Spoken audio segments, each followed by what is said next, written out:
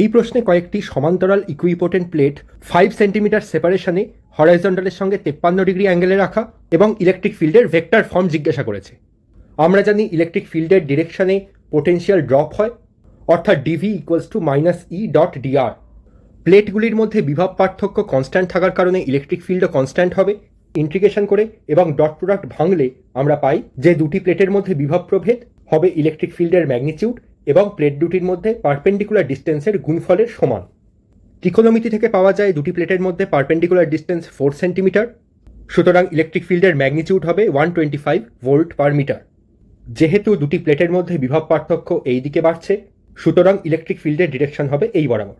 এবং electric field ভেক্টরকে X এবং ওয়াই কম্পোনেন্টে ভাঙলে লেখা যায় electric field vector equals to -100 i cap plus 75 j cap volt per metre.